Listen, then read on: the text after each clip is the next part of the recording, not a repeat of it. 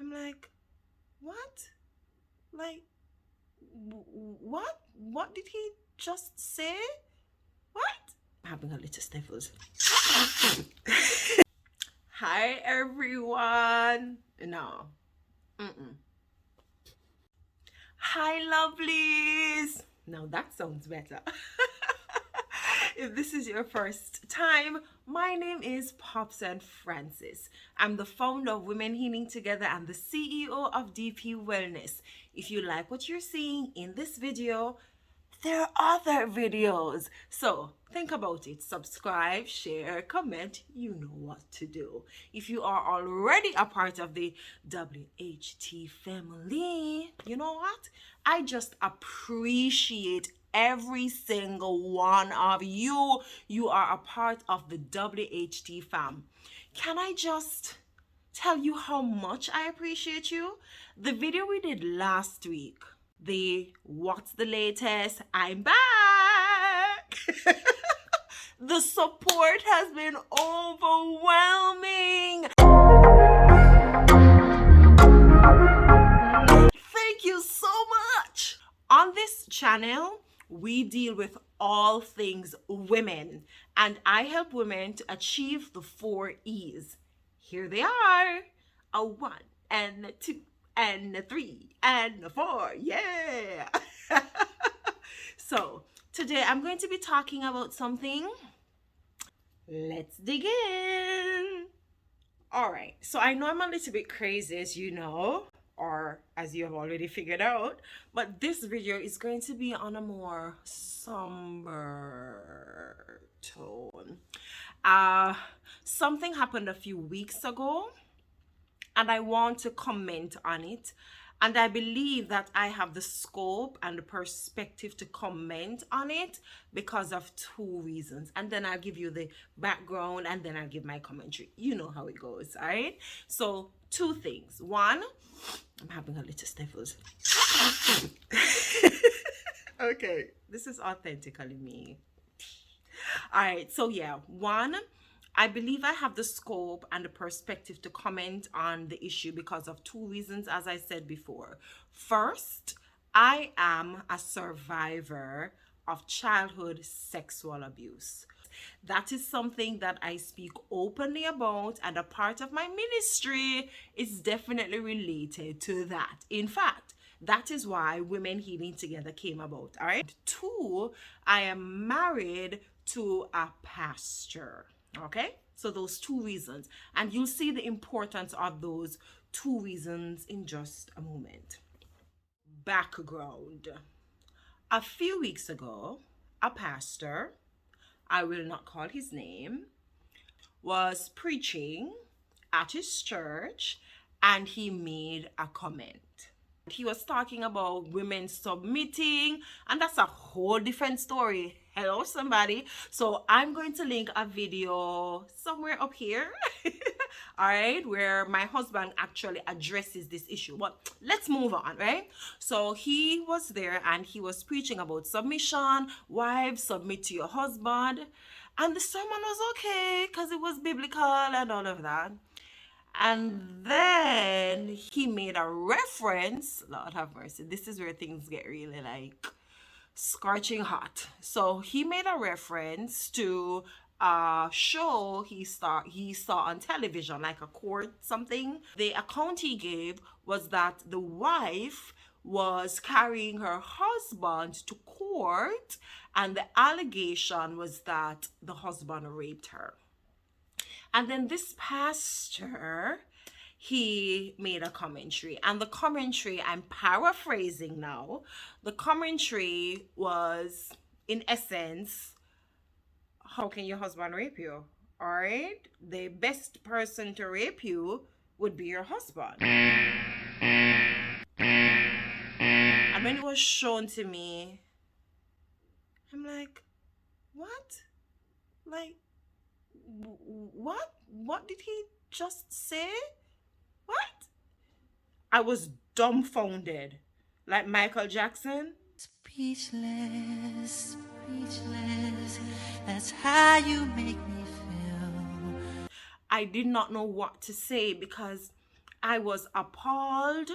I was disgusted. I was annoyed. I was taken aback. I was surprised. I was flabbergasted. All the words you can throw in there. And I shut down because you can understand and appreciate that as a survivor of childhood sexual abuse and knowing what it's like to be violated sexually, I'm like, he did not just say that. So I paused and I said nothing. The narrative continued. It blew up on social media. Like everybody was talking about it. Everybody was talking about it. Adventist circle, outside of Adventist circle. And I'm just going to pause here to say I 199 million, thousand, billion, trillion% did not appreciate, did not agree. I do not endorse what was said by the minister. Because as women ourselves, so many of us have been victims of sexual abuse in one way, shape, or form. And it doesn't matter if the perpetrator is an uncle, a stranger, a father, a husband, it is still a violation. So I want to put that out there. Remember that part, okay? So I watched it and I read the commentaries and I saw the videos being posted, and then there was like a movement that rose, and the movement was one of accountability, which I most definitely can appreciate. We cannot just say things like those and not expect that there will be some form of retaliation, or let me not say retaliation, but accountability. But then things took a turn, like a turn. And that's why I want to comment on this. Was the pastor inappropriate? Yes. Was he wrong in what he said? I believe he was. But women, ladies, lovelies, I would love us to appreciate that vengeance is different from holding someone accountable.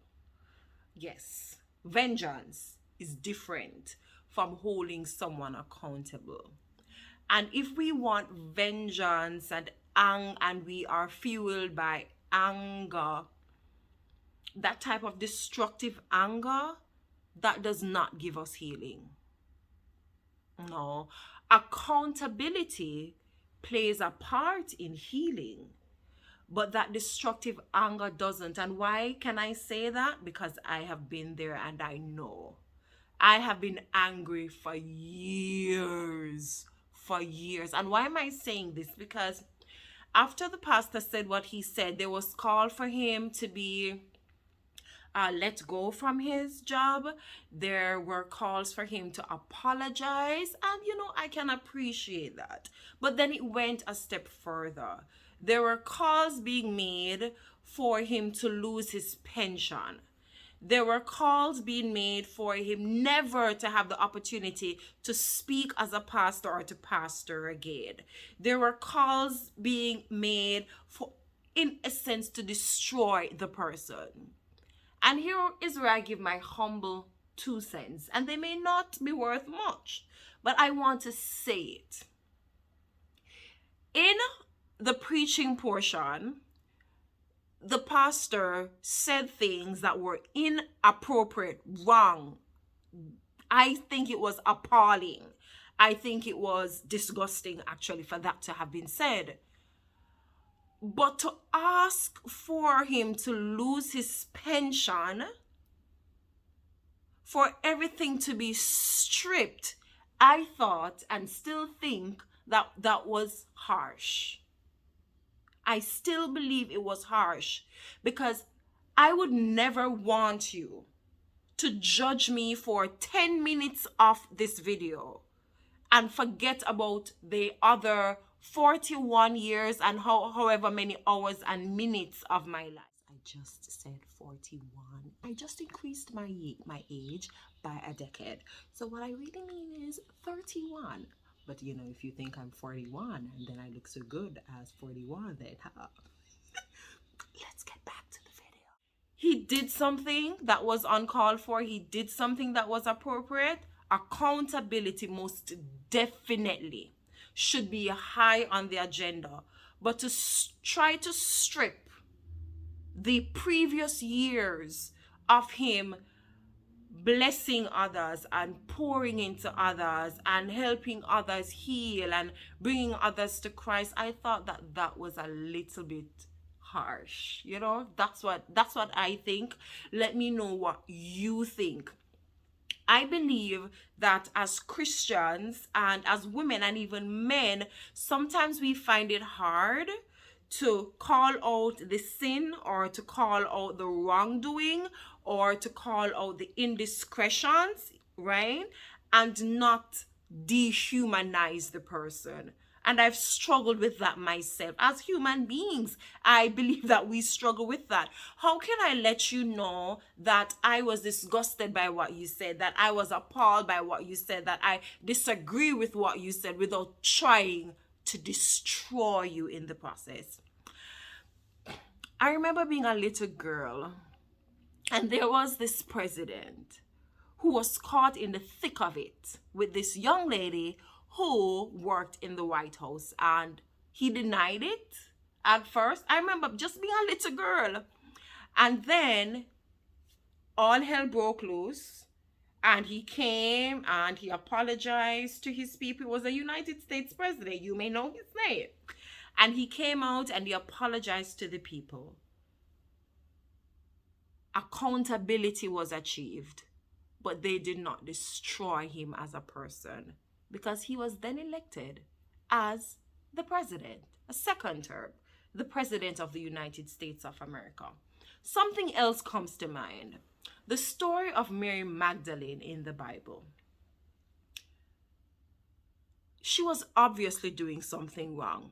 It was a practice of her to be a prostitute and to sleep with married men and this man and that man and all sorts of men.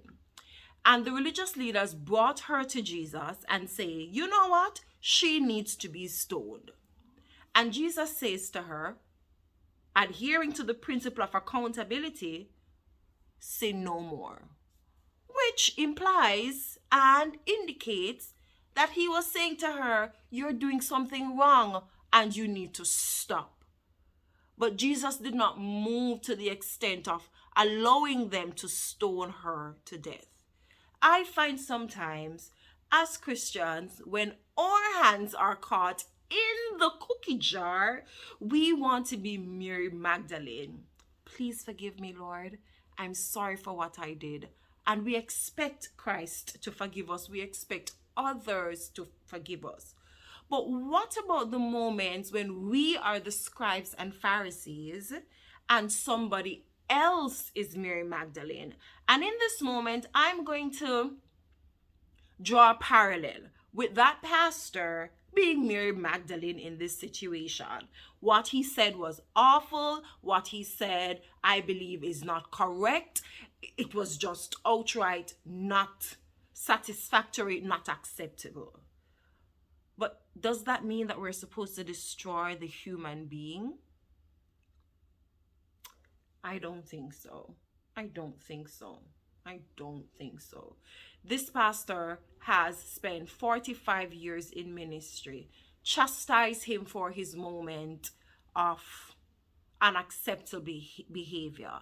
Chastise him for his moment of just saying something that was totally awful and uncalled for, and really minimizes the plight of so many of us as women who have endured forms of sexual violence, emotional violence, physical violence, all sorts of violence.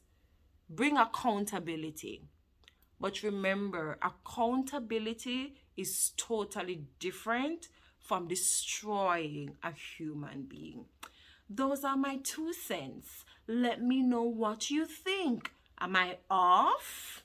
Am I wrong for my perspective? Popsan, no, you shouldn't. Or are you seeing sense in what I'm saying? Can we as women learn to keep people accountable without destroying the very essence of who they are as human beings? If you or I, if you or I were to do something at this point, think about it. If you were to type something in this chat at this point, if you were to say something at this point that was wrong, uncalled for, disgusting, appalling, how would you want persons to treat you? Would you want them to strip every single good thing about you away and characterize you by just this moment? Because the truth is, we all mess up sometimes. So if I were to do something wrong, if I were to say something that you don't like, hold me accountable, but do not strip away my essence as a human being. After all, we all deserve forgiveness. That's it. That's what I wanted to share. Let me know what you think. All right? Share this video. I really need to know what you think. If you like what you see, subscribe, hit the notification bell, leave a comment, share. And as I always say, we heal so much better when we heal together. I love you, lovelies. Let's keep pressing on. Bye. Bye. Bye. Take care.